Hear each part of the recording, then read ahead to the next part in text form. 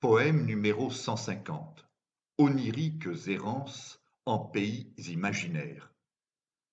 Mon sac de cuir en bandoulière, mes rêves accrochés aux étoiles, mes lèvres en quête de fontaines, du sommet des dunes du désert, j'ai vu des mouettes meurtrières déchirer d'un coup d'aile la voile, linceul écru d'un pirate capitaine en train de mal cacher la misère, d'un grand navire fantôme perdu dans les airs et privé d'équipage. Ces gros bras aux harpons voltigeurs partis chasser de placides baleines qu'ils dépècent vivantes et pendues, la gueule hilare au milieu du tapage de ces vents tempétueux trop rageurs à tenter de les mettre hors d'haleine. À me lancer sur ces terres désolées, traversées par d'affamés nomades, sur le dos de chameaux impavides, las de tirer en vain de leurs bosses des graisses nutritives, déboussolés par les viles mœurs et les brimades de ces pillards sans foi ni loi, avides de razzia, en soldatesque féroce, j'ai cru voir apparaître, belle enfoirée, dans le champ de mirages scabreux, des magiciennes esclaves, attiques, livrées au désir d'un cyclope roi.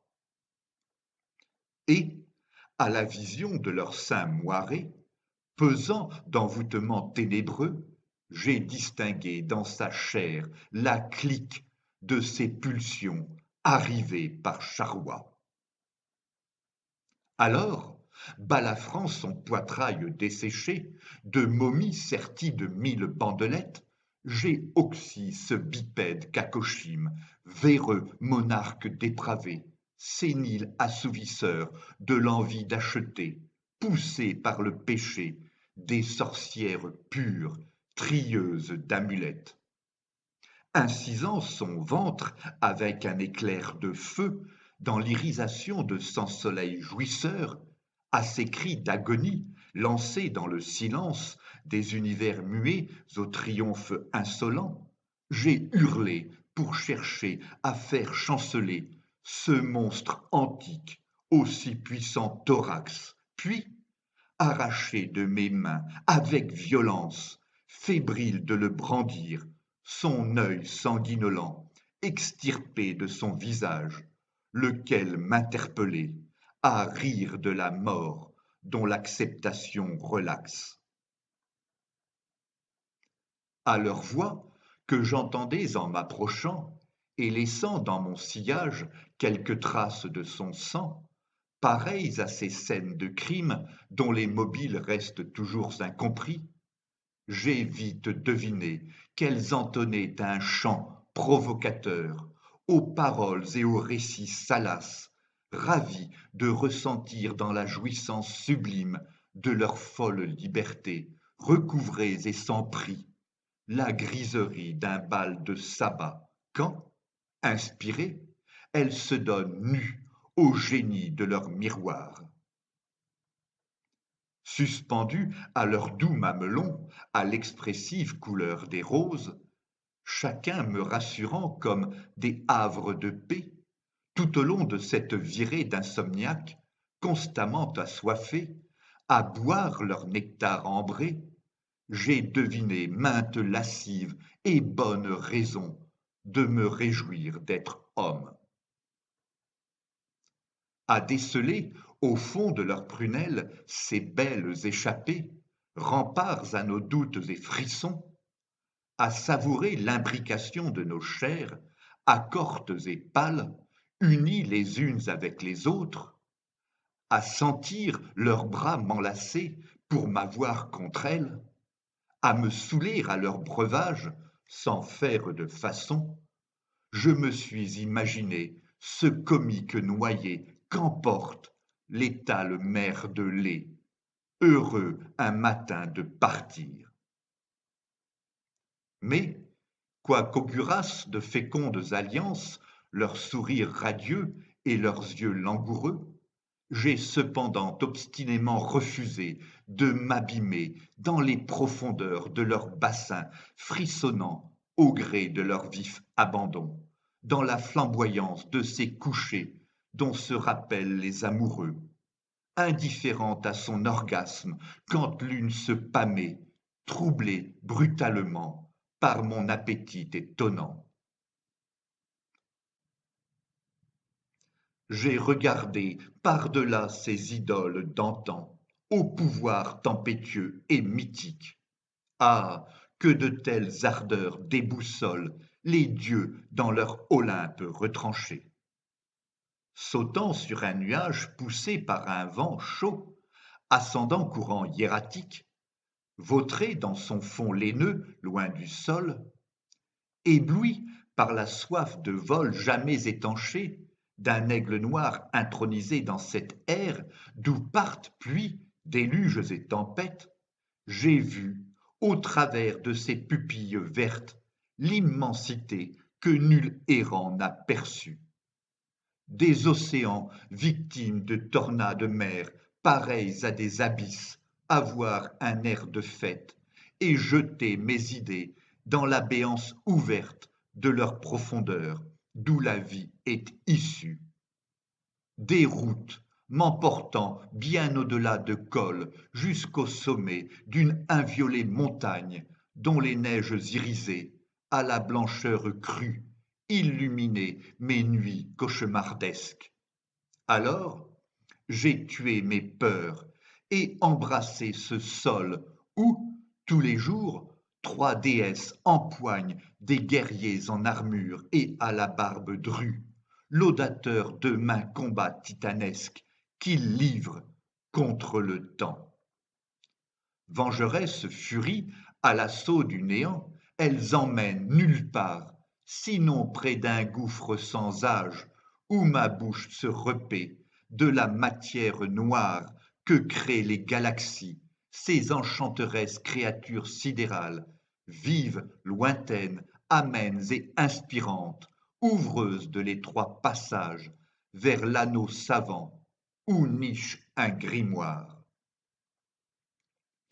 À suivre, après, en mer, une baleine célèbre, j'ai soudain pressenti, au rendu de ses yeux, d'encre mortifère, que j'atteindrais bientôt la calanque où flottent des corps d'hommes. À les repêcher pour qu'ils cessent, funèbres, de pourrir à côté d'une épave, par des dieux arrimés pour effrayer les marins en bateau, haïssable divinité disjonctée par l'opium, j'ai senti ma colère s'en prendre alors, mal, à la bêtise de ces pisse vinaigres maniaques, envoûtés par les feux ô combien immoraux de rayons brûleurs d'apocalypse. Prisonnière dans une nasse en fer, posée sur un fond sale, une sirène fulminait contre ces démoniaques acteurs. À la savoir ainsi prise sur des coraux où dormaient des murènes, vieilles et altières, j'ai soudain admis qu'elle avait de la trempe à honnir ses preuves d'irrespect à son égard. Hélas, il n'y avait pas la moindre échappatoire à ce piège infernal dans lequel elle avait chu. Il y avait un brochet vicieux, des hippocampes vertueux, de débiles orchidées, d'écumes rares, des pieuvres dont les pratiques masturbatoires déchargeaient des litres d'une semence déchue. Lassé par ce bordel menant droit dans le mur, trop aliénantes images, en rebelle inconscient, j'ai fui ce monde soumis au diable trop déluré, avec sa queue fourchue et son impudique danse satanique. Elle pousse les satyres aux membres durs à pénétrer de force le ventre des vestales officiants. Ah, qu'il m'effrayait totalement à sonner la curée d'un banc de mérous qu'il avait attrapé en transe.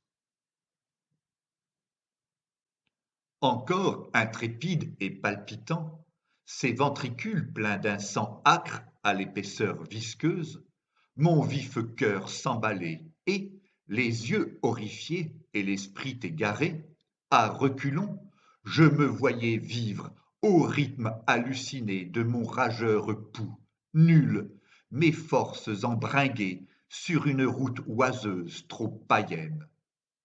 Conscient de ne pouvoir m'y fier, je me le suis extirpé, ce fouteur de merde, et, ivre des alcools d'un aubergiste râleur, au comptoir d'un port franc enchâssé dans une étroite baie, je l'ai dévoré tout cru, croquant sans m'en faire dans ses muscles noueux, brisant les frêles liens de mon être trop attaché aux amours notoires de mille mères nourricières, aux bouches baies, dispensatrices du bout des doigts dans l'éther où forniquent des vieux sages de tant de bien. Du fait de cet acte cannibale et violent, j'ai senti ma raison défaillir, jetée dans les boues infinies de cloaques cachées, aux sagesses des archanges, aux envies des manchots et des nains, culbutée par des typhons destructeurs des îles de Tahiti, ces archipels petits où, bien calés dans leurs nids, des oiseaux de paradis chantonnent les louanges de vieillards soulographes, aux manières butées, coupeurs de leurs ailes, pour qu'ils ne s'entêtent plus à partir vers d'autres engageantes contrées. Mes peurs et mes hontes décuplées par leurs vains sacrifices, dans les nuits et brouillards des landes, j'ai laissé mes démons, la mine renfrognée, la tête dans le cul, se camer enfin à l'héroïne, sans attrait, pour 12 étahirs, cachés sous leurs pieds d'airain, en train de jouir comme de viles bêtes de légende. Écœuré par leurs pratiques, j'ai sauté sur un tapis volant, en quête des petits rats dansant à l'opéra, sur une scène de planches de guingois craquantes sous leur poids. Elles vibraient au rythme décousu des claquements de mains de 10 messieurs flapis, assis au parterre, bourgeois désœuvrés, sans aura, cependant escortés de valets aux allures pimpantes pour changer leurs culottes. Éberlué, j'ai vu de visu ces pingouins baisser le slip pour la bonne raison de ces mâles incontinents. Ils bavaient d'émotion, rêvant de s'emparer de leurs minois de jouvencelle ou de baigner dans leurs menstrues de nymphette. Ô bain de jouvence! Tu redorerais un peu le blason terni de ces vieillards décatis, incapables d'action, en attente de la mort, frustrés de voir à travers elle leur échapper amour et jeunesse, honneurs et fêtes. Telle serait l'existence avec ses sottes convenances. Penaud, avec les airs contrits des orateurs eunuques, j'ai donc vite décidé de repartir sur un radeau maudit en direction d'un monde où il y aurait des îles bleues, accueillant seulement criminels, traîtres et balances, tous radieux de ne plus côtoyer ces guignols à perruques, désireux de dormir dans des hamacs loin des taudis, au fil de leurs nuits éclairées par des falots morbleux. À me sentir seul, j'ai pleuré dans mon coin, en reclus, des tombereaux de larmes, aux aubes déconcertantes, des lunes calamiteuses, qu'effarouchaient des augures, cernés de lueurs maltraitantes. Et, dans les moiteurs du jour, sevré d'amour, je me suis abandonné au flux de mes songes amers. Au fil du quotidien, il hante les méandres de mes méninges, à jamais immatures, pareils aux zombies, ignorant le comptage des heures. C'est alors que j'ai vu, encadrée par deux prêtresses, laudatrices de son charme, d'indomptables Amazones, descendre d'un Pégase, aux ailes longues et graciles, portée au milieu des nuages par un vent complice modéré, une Vénus belle et nue, irradiée de sagesse, avec, dans sa main, au chaud et à l'abri des cyclones, une colombe. Divine, elle masquait mal sous ses cils la brillance éclatante de nos futurs bonheurs en lice. Sa candeur était telle, aux antipodes des langueurs des femmes voluptueuses vautrées dans la luxure, que je n'ai pu résister au errement de la passion, courant dans son sillage ou poussé derrière elle à chacun de ses pas, un lys pâle en son honneur, au parfum délicat d'une telle scintillante facture que mes mains moites en tremblaient d'émotion, tous mes sens soumis à ses envoûtements. Fidèle, j'ai continué dès cet instant à suivre son chemin, ralliant à son passage 1000 hommes désespérés, porteurs de tant de meurtres et tant de trahisons que seule son innocence pourrait les pardonner. Malgré la fange collée à leurs bottes d'humains, ils voulaient bien la croire, trop fatigués d'errer. Ce fut un coloré parcours, le temps d'une saison, que nous fit faire cette suzeraine à nous donner. Au terme d'un long voyage, aux lenteurs de rêve, aux paresses qu'on dresse, aux aléas qu'on gère, par une journée d'été, nous posâmes pied devant un océan sur lequel, c'était sûr, tous nous irions. Dans l'éclaboussement des vagues sur la grève, je l'écoutais chanter une ballade sur notre terre, au goéland hurleur, fou de frôler avec allant les crêtes dentelées et écumeuses. Ébahis, rions à ces jeux, moquons nos vies où l'on court, et laissons tous les autres s'échiner à gagner un salaire suffisant pour honorer par chance leurs imbéciles dettes. Une brise s'est levée, revigorant soudain mes espoirs en un amour encore possible. Tous fiers de l'accompagner, nous avons navigué sur une mer où l'on danse au gré des houles, quand un promontoire élevé parut, annonciateur d'un cap où vivre, heureux et insouciant, au pied de vieux volcans accolés. La nature nous acceptait, pleine de compassion, oublieuse de nos subites volte-face, des amants de nos nuits, de la vanité de nos songes creux. Plus douce qu'une mère, aux tenues bariolées, plus alerte qu'une sœur, experte en attention, elle absolvait nos fautes sans aucun sacrement.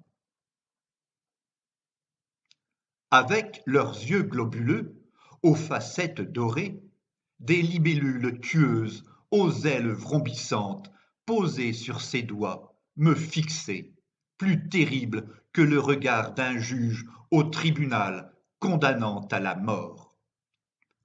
À croire qu'elles souhaitaient dévorer chairs et os, de suite, leurs mandibules puissantes s'activaient par à-coups, et je l'observais, impassible, rire gentiment à ces chatouillements surprenants, cocasses et innocents, piments de cette soirée d'été. Elle prenait du plaisir à ces enfantillages trop longs. Sa nudité, son port, ces insectes affairés sur sa peau, diaphane et douce, pareils à quelques poupées neuves, sorties de la caisse à jouets d'une fillette trop gâtée, troublaient tous mes sens, tous à mettre au pilon. J'ai alors compris que mon âme accéderait au repos qu'en faisant le choix de la fuir, seule dans l'épreuve. Rêveur loin du monde, plus attaché aux images qu'aux gens eux-mêmes, en butte aux difficultés des jours, et qui, sans jamais l'entrevoir en clair, toutefois les inspire, dans les brumes célestes d'où viennent mes pensées, j'ai discerné en nage, dans le regard de cette beauté pleine d'ingénuité, les feux brûlants d'une passion à mettre les nerfs à vif, le cœur noyé dans des affres trop funestes. Dans cette révélation m'apparut l'essentiel, le territoire magique des mots ensorceleurs. Il fixe main cadre, ô combien enivrant, ô beau mirage dont s'enivrent nos esprits.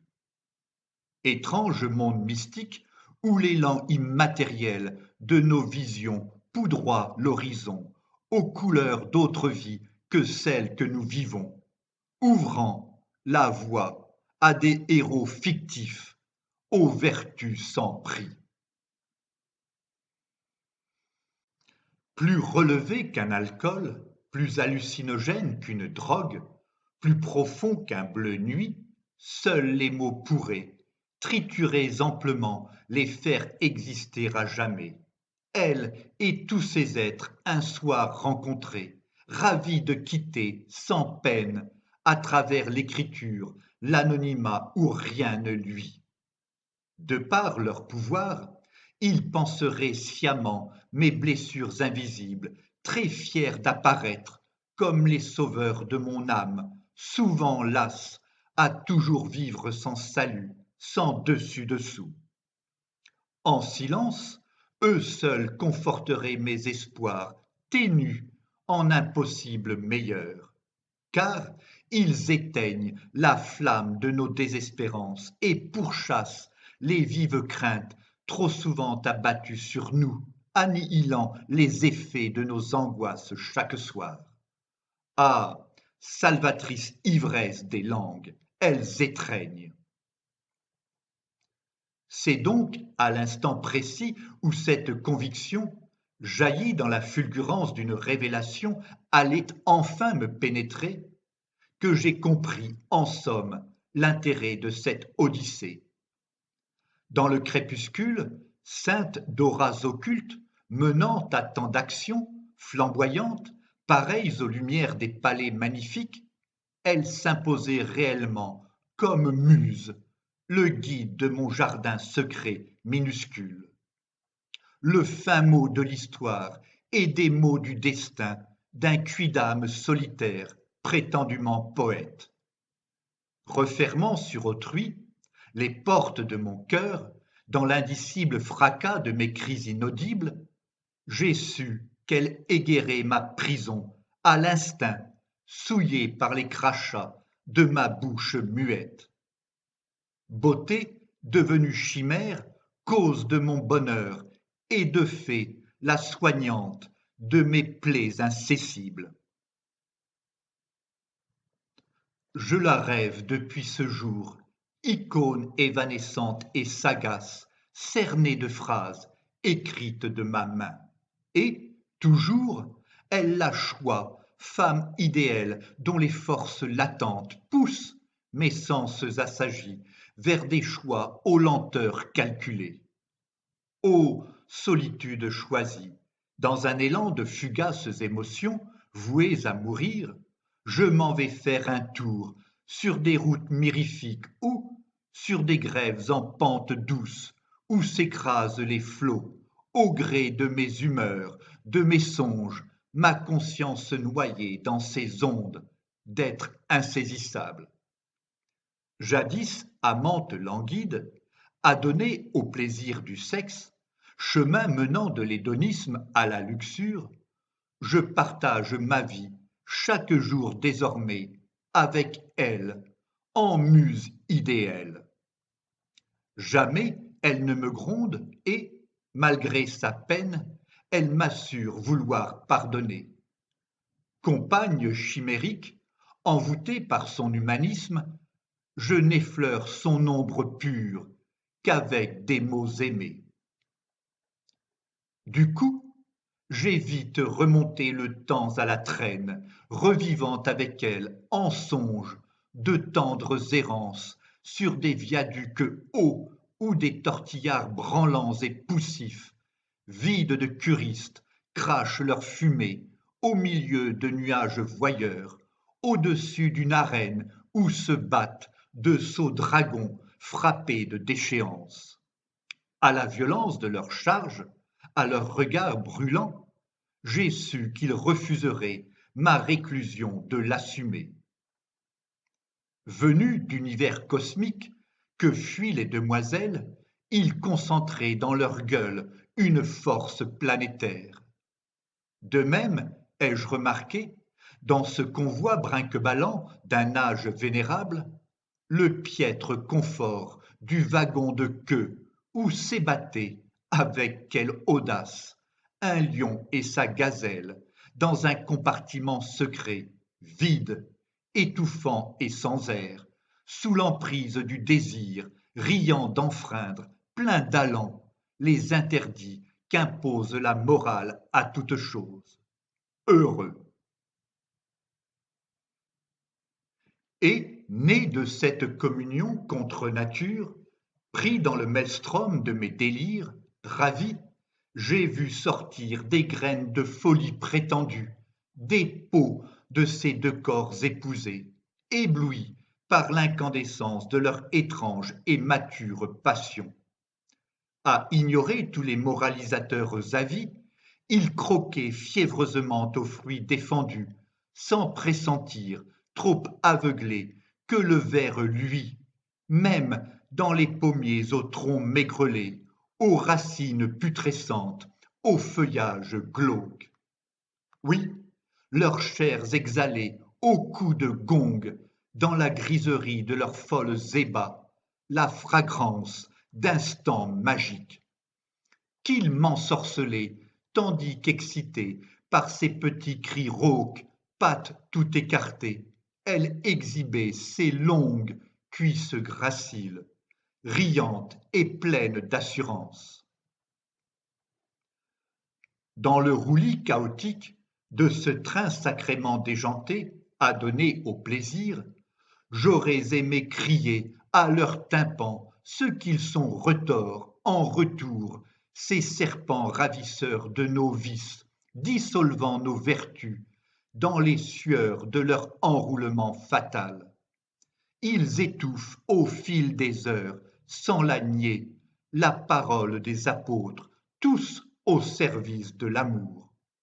Ce baume, éparpillé par morceaux dans le vent, pénétrant et vivifiant, comme les gouttes de pluie dispersées sur les joues des hommes misérables. Ces léonines ardeurs poussaient la femelle fébrile à les laisser mourir, souriant à ses vils penchants dans ses entrailles, tandis qu'elle fixait ce qui lui, l'indicible, tout en s'offrant aux joies mémorables, éparpillées dans chaque semence ailée qu'en avril, les souffles transgressifs jettent dans les champs. Quel ravissement! Oh, quel singulier orgasme! Dans l'émergence de mes souvenirs, aussi froids que les deux pôles, aux éblouissantes blancheurs, semblables aux anges au sommet de leur gloire, je l'ai même entendue, au milieu des spasmes de pleureuses accroupies autour d'un gisant roi, toutes désireuses de se sacrifier là, en l'honneur du Seigneur, confiées d'une voix pleine d'espoir, combien elle l'aimait. Tendre aveu déroutant, il fit choir une avalanche de boutons de rose, dans les coins reculés de la savane où il règne, en maître incontesté, possesseur des poitrines de psiziques éléphants, moribonds et haletants, veillés par leurs femelles. Insatiables, elles osent chaque soir des caresses de licencieuses duègnes pour réveiller leur pénis, souillé d'odeur d'urine. Oui, je converse maintenant avec ce fantôme à l'allure altière d'une princesse philosophe. Conseillère des rouges-gorges, dans leur envol vers des haies, ignorant du danger, elle renaît à chanter a cappella dans les forêts du royaume, maintes douces complaintes, toutes en strophes.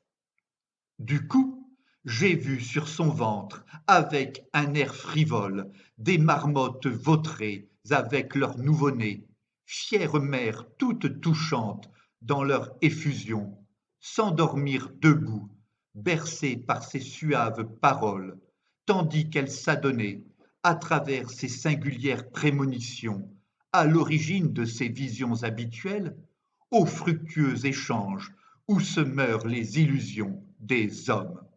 Sots conquérants, stupides mongols, enquêtent sur chaque air factice qu'ils conquièrent, de trouver dans le cumul de biens un sens spirituel.